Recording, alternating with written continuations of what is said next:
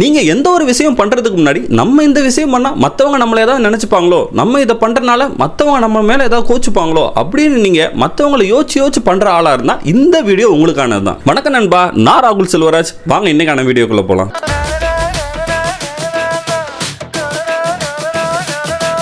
ஒரு கணவனும் மனைவியும் கழுதை மேல ஏறி ரோட்ல நடந்து போயிட்டு இருக்காங்க. அப்படி அவங்க போறவங்களை பார்த்து அந்த ரோட்ல இருந்தவங்க எல்லாம் என்ன சொல்றாங்கன்னா, இவனுங்க எவ்வளவு கொடுமைக்காரங்களா இருக்கானுங்க பாரு, ஒரு வாயில்லா ஜீவன் மேல 2 பேர் ஏறி போய்கிட்டு இருக்கானுங்க அப்படின்னு அவங்கள பார்த்து பேசிட்டு இருக்காங்க. அதை கேட்டோன்னு அவங்களும் சரிதான் புரிஞ்சுக்கிட்டு மனைவியை இறக்கி விட்டுட்டு கணவர் மட்டும் இப்ப கழுதையில வந்துகிட்டு இருக்காரு. அதை பார்த்தோன்னே இப்ப ஊர் மக்கள்லாம் என்ன சொல்றாங்கன்னா, இவன் எவ்வளவு கொடுமைக்காரனா இருக்கான் பாரு, மனைவியை மட்டும் நடக்க விட்டுட்டு அவன் மட்டும் சொகுசா கழுதை மேல வந்துகிட்டு இருக்கான் அப்படின்னு அவனை பார்த்து சொல்றாங்க. இப்ப அதையே அந்த கணவர் புரிஞ்சுக்கிட்டு இப்ப அவர் என்ன பண்றாருன்னா, மனைவியை கழுதை மேல ஏத்தி வர வச்சுட்டு அவர் பக்கத்திலே நடந்து வந்துகிட்டு இருக்காரு. இப்ப அதையும் பார்த்து அந்த ஊர் மக்கள்லாம் என்ன சொல்றாங்கன்னா, இவன் எவ்வளவு கொடுமைக்காரனா இருக்கான் பாரு, போய் மனைவியை கழுதை மேல ஏத்தி விட்டுட்டு இவன் ஒய்யாரமா நடந்து வந்துகிட்டு இருக்கான் அப்படின்னு அவனை பார்த்து சொல்றாங்க. இப்ப இதையும் கேட்டோன்னா கணவன் என்ன பண்றானா, சரி நமக்கு எதுக்கு வம்பு, சரி வா 2 பேருமே இறங்கி நடந்து வருவோம், கழுதை பாட்டுக்குள்ள வரட்டும் அப்படின்னு 2 பேருமே கழுதையை விட்டு இறங்கி சும்மா நடந்து வந்துகிட்டு இருக்காங்க. அப்ப அந்த ஊர் மக்கள் என்ன சொல்றாங்கன்னா, இவங்க 2 பேரும் பொழைக்க தெரியாதவங்களா இருப்பாங்களா, செவனேன்னு ஒரு கழுதை வருது